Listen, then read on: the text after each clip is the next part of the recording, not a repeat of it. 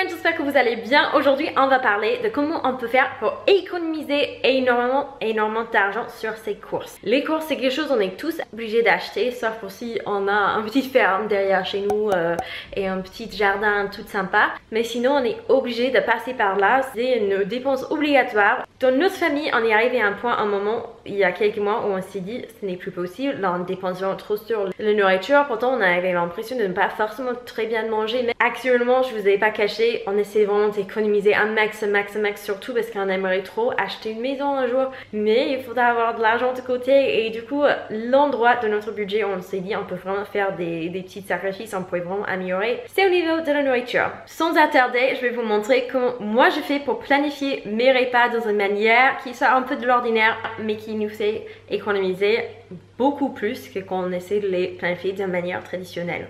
Avant que vous commencez votre liste, avant que vous allez mettre un pied dans le magasin, vous allez faire du shopping dans votre propre pantry. I was going to use the English word. Vous allez faire du shopping dans votre cuisine. Vous allez regarder déjà dans vos placards, regarder pour ce que vous avez déjà et essayer de planifier vos repas autour de ce qui est déjà dans votre frigo, autour de ce qui est déjà dans vos placards. Petit disclaimer avant de vous amener dans la cuisine, ma cuisine est hyper mal conçue. Je sais que j'aurais plein de gens dire ah tu peux arranger comme ça. Le truc c'était fait à la main clairement par un locataire, c'était super mal fait, l'organisation est catastrophique. Il y a genre un ou deux petits endroits pour mettre la nourriture et nous on va pas essayer de le changer parce qu'on espère ne pas rester ici très longtemps et on va pas investir dans l'argent si on compte partir d'ici un an quoi. Donc on fait comme on peut avec ce qu'on a et on va pas mettre de plus d'argent dans cet appartement, ça vaut pas le coup. Par exemple ici on a clairement assez du lait donc je vais pas racheter du lait. On a également des sauces tomates donc avec un peu de pâte, on a déjà un peu mais si on avait un peu plus, ah voilà. Donc là c'est presque un repas déjà on a la sauce, on a les pâtes donc on va penser à mettre un légume qui va avec et voilà on a déjà au moins un déjeuner pour la semaine prochaine, à la limite 2-3 déjeuners vu toutes les sauces qu'on a là. J'ai l'huile de noix de coco donc s'il y a des choses que je peux faire avec ça également. J'ai des tortillas de la dernière fois, je vais mettre ça sur la liste des choses que j'ai déjà. J'ai du ebli qu'il faudra finir parce qu'on s'en sert très peu. Pois chiches, il faudra penser à les utiliser. J'ai encore du temps, hein, apparemment c'est 2022. Donc ça va rester un petit moment, mais je préfère les manger plutôt que de les laisser rester des années dans le placard, hein, si c'est possible. Et en plus, ça va m'économiser si j'arrive à faire des repas avec les ingrédients que j'ai déjà dans mon placard. Ça va vous économiser de l'argent parce que ce sont des choses que vous n'aurez pas besoin d'acheter. Mais aussi, ça va éviter énormément de gaspillage. Bravo pour l'environnement, c'est ce qu'on va tous faire. Mais même si on ne compte pas l'environnement, je pense tout le monde qui est sur un petit budget restreint, ils savent ce sentiment quand vous devez verser dans la poubelle la nourriture qui aurait été très bien à manger si vous n'avez pas attendu trop longtemps. C'est comme si vous versez directement l'argent dans votre poubelle. Ça fait très mal au cœur. Ok, donc par exemple ici déjà j'ai du salsa, j'ai des tortillas, j'ai du fromage râpé. Clairement ça serait hyper facile en plus de sauce tomate de faire des fajitas. Donc il faut juste que je décide est-ce que je veux faire végétarien, je veux mettre un viande dedans etc.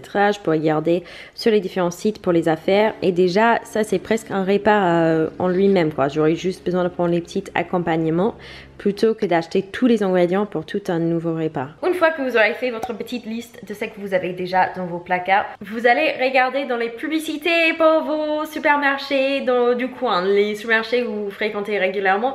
Essayez de voir là où il y a des meilleures affaires. Vous allez planifier vos repas autour de ce que vous avez déjà en stock et les choses qui sont en promo pour essayer de vraiment réduire le prix un maximum. Beaucoup de gens aiment bien faire leur liste sur le papier. Moi j'aime bien faire mon liste juste dans mon application Notes sur mon portable ou sur l'ordinateur. C'est un choix personnel, mais que ce soit liste par papier, que ce soit liste sur votre ordinateur, le fait de savoir exactement ce que vous allez acheter avant d'aller en magasin, ça va vous aider à économiser 20-30 euros facilement par semaine. Très facilement.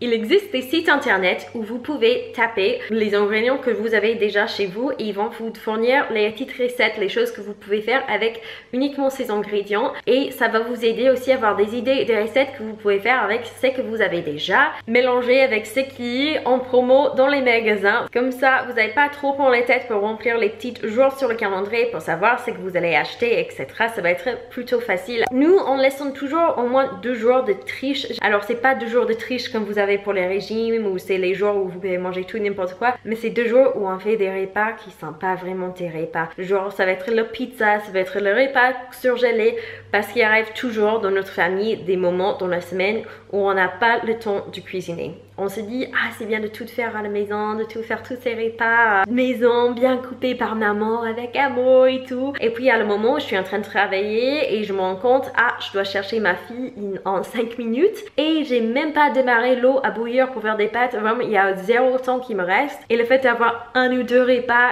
que je sais que je peux un peu tricher, ça m'enlève beaucoup de pression. Bon, qui n'aime pas l'ironie? Au même temps que je vous filmais ça, j'ai brûlé le repas des petites. Et c'est plus réaliste pour nous parce que les semaines où on essaie de faire comme si on allait tout préparer, tous nos repas nous-mêmes, finalement je finissais, après d'avoir cherché ma fille à l'école, d'aller vite fait au magasin pour me prendre une pizza. Donc ça nous coûtait plus cher parce que c'était pas prévu et c'était pas plus sain. Vraiment on essaie de faire ça mais ça n'a pas fonctionné pour nous. Donc un maximum de repas fait maison quand on peut. On essaie également de couper les légumes avant, au début de semaine si un peu.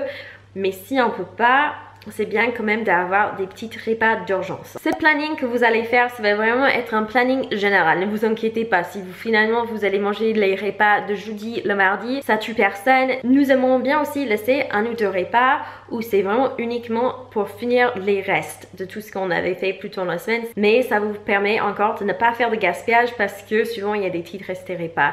Également une chose qu'on a fait maintenant, qu'on n'a pas fait avant, c'est qu'on essaie, qu'on fait un repas, de préparer dedans. On va peut-être acheter 2 fois plus d'ingrédients, mais ça m'économise tellement de temps de savoir qu'on va manger la même chose pour le midi et la même chose le soir ou peut-être légèrement modifié mais plus ou moins. Et le fait souvent d'acheter la nourriture dans les plus grosses quantités, dans les paquets qui ont plus de nourriture à l'intérieur, souvent mais pas toujours, ça nous économise. Quand vous êtes au supermarché, n'hésitez pas à regarder les petites étiquettes du prix parce que souvent vous avez le prix noté bien sûr, vous dites ah ça c'est moins cher, mais si vous regardez bien le prix par kilo ou le prix par litre, vous pouvez vous rendre compte qu'une autre option d'une autre marque est beaucoup moins chère par litre ou par kilogramme et ça vaut largement le prix d'acheter l'autre, surtout si vous avez une famille, si vous êtes plusieurs et il faut manger à plusieurs, ça vaut souvent le coup d'acheter celui qui est moins cher par kilo ou par litre. Et c'est marqué sur quasiment toutes les petites étiquettes, mais c'est en toute petite écriture pour que vous ne voyez pas trop.